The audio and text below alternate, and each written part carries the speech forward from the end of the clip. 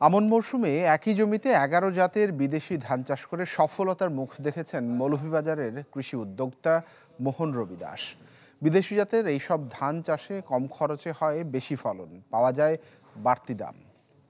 আর কাবেল বাংলাদেশের একমাত্র ইউএল এবং ভিডি সার্টিফাইড কেবল, যা এ গ্রেড এলএমই রেজিস্ট্রেশন।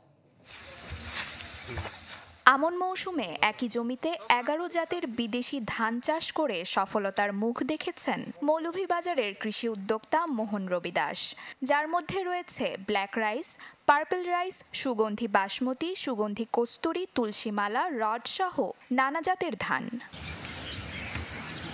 বিদেশি জাতের এসব ধান চাষে কম খরচে হয় বেশি ফলন, পাশাপাশি দেশীয় ধানের তুলনায় বেশি দামে বিক্রিও করা যায়। এই ধান একদিকে যেহেতু পুষ্টিগুণ সম্পন্ন এবং অন্যদিকে এই ধান চাষ লাভবানও। মোহন রবি দাসের সফলতা দেখে আগ্রহী হচ্ছেন চা শ্রমিক ও স্থানীয় কৃষকরাও। এগুলা খুব উন্নত ধান, এগুলো আগামীতে আমরা চেষ্টা করব এই ধান ফলাবার জন্য। আজকে এই ফসলগুলো ফলেছে, খুব সুন্দর ধান হয়েছে, এগুলা নিয়ে আমরা অনেক গর্বিত। উপজেলা কৃষি কর্মকর্তা জানান, এই ধানে রয়েছে অনেক পুষ্টিগুণ এবং গবেষণা সাপেক্ষে ধানের আরও নতুন নতুন জাত উদ্ভাবন করার সুযোগ রয়েছে।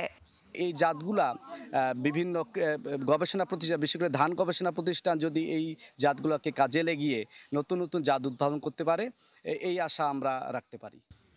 অনগ্রসর চা শ্রমিক ও স্থানীয় কৃষকদেরকে কম দামে বীজ সরবরাহের মধ্য দিয়ে এই অঞ্চলের কৃষিকে আরও অগ্রসর করা সম্ভব বলে মনে করছেন সংশ্লিষ্টরা।